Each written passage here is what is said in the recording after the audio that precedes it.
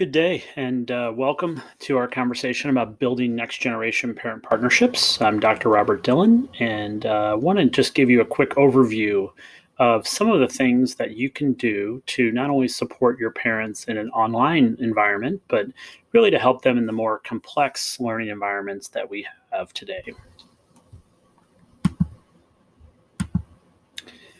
I think first we have to recognize that the current toolbox for growing school and family partnerships is broken. It was really built on this model of have an open house, welcome people in, tell them all about the things that are going on for the year, have parent teacher conferences, family conferences, and then have PTO meetings. And what we realized a long time ago is that this is ineffective for lots of parents. And this 1, 2, 3 step of parent engagement just is a broken model. So I think it's important as we move into hybrid models and blended models and virtual models that we break away from all of these things and think more about small, continuous communication with our families that meets them in the moment with the right media, with the right message. So, a lot of people ask me, so what solutions are you seeing? We know this is a problem in this area. And I think the first is when schools do this right, they acknowledge that the old models don't really work anymore. That includes how we send out newsletters, send things home in backpacks, how we send things via email. All of those media message methods are old and outdated, and we need to think in a more robust way about how we're getting to our families. And one of those is let's just ask, what's the best way to get you a message, and how and when should we send it? In addition, we need to make sure that we recognize that many of our families don't engage with school because school wasn't a good experience for them. And because of that, we're in a position that it's painful, psychologically, physically painful for some of our families to come back into schools, whether they were treated poorly by a teacher or they failed or didn't do well at school. We're asking many of those people to come to a place that makes them feel uncomfortable. And even though they'll do it for their kids, most of us don't want to go to places where we feel uncomfortable. On the flip side of that, we have parents that were very successful in school, and the model of school that worked for them, they are 100% sure will work for their kids, even though we're in a time and age where the school day looks different, the school model looks different, how many days we go to school, what technology we use is all different. And there are parents, though, that the only model they know is the one that was successful for them. So both of those things are inhibiting us from moving forward. So I would just wonder if we've examined what are the various mental models amongst the parents at your school. So in addition to that, I think it's important that we unearth a dynamic set of the barriers that really prohibit us from getting to deeper partnerships. And sometimes we don't talk about these things, whether we're talking about these things with our colleagues, as a school, or as a district. And the first is time. We know that now more than ever, people are working multiple jobs. They're working in asynchronous ways. They're working from home. They're traveling. All of those things limit the amount of possibility that parents have to be directly engaged with the teachers of their school. We know that for many of our families, language is a barrier. We know that modes of communication can be a barrier as well. So have you sat down and thought about what are the barriers that are the experiences of your parents, and how are you going to overcome those barriers? Because I do think it's our responsibility to recognize the barriers and work on solutions around those barriers. Also, I think we need to make sure that our parents know about all of the support services that are available. Oftentimes, our parents aren't deeply partnered with the school because they don't know all of the things that are available to them.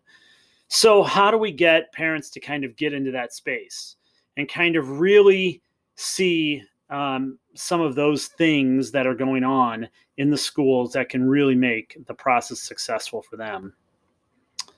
Also, I think it's important that we continue to think about how are we building on a shared understanding of learning. I mean, part of our purpose for a partnership with parents is that they know deeply the mission and vision of your classroom, the mission and vision of your school, and that they know exactly why and how you're doing things to help move things along for your student. So that probably means that at times we have to kind of give them mini doses of educational philosophy. We probably need to say, like, hey, we're doing this thing called metacognition. We're doing this thing called reflection. We're doing these mindful moments, and here's why as they go forward. That also goes along with, hey, we're here to not only take care of the academic needs, but also the social emotional needs and the mental health needs, and talk about those things in the open, because I think that draws to a deeper partnership. And I also think that there's a moment where we have to talk about kind of modern pedagogical strategy. It doesn't mean we have to go into detail about the learning science of this or that, but like, why are we doing project-based learning? Why does experiential learning matter? I mean, I think all of those questions help to truly have a partnership. It's hard to be in partnership if you don't understand what's going on. So let's pull back the veil of teaching and learning and explain that to our parents in a much more direct way. So I think that'll be an important part of building a new playbook as well when it comes to parent partnerships. Also, let's think about finding new roles for our parents to be involved. The idea that involvement equals PTO, the involvement equals the boosters, doesn't always fit and doesn't always work. So here's 10 roles that parents can play if they want to partner with the school. So think about, like, all kinds of roles. Think about, like, how does your school allow for, like, a dad that travels, or parents that work 2 jobs, or parents that have health issues to play a meaningful role in the school? I think that's an important question. Can they be brand ambassadors? Can they help with one-time projects? Can they make phone calls to other parents? Well, I think we have to get really creative about what partnership means. It doesn't mean, hey, let's make sure that your kid is getting their homework done on time. It's really sometimes, how can you support the whole school and the whole mission, and let that trickle down to the impact it has on your kids. And then also continuing to evolve around this. We have folks using video and audio in amazing ways to communicate with parents that they've never done before, using things like Translate and using TikTok and using all kinds of modern technology tools to communicate with our parents.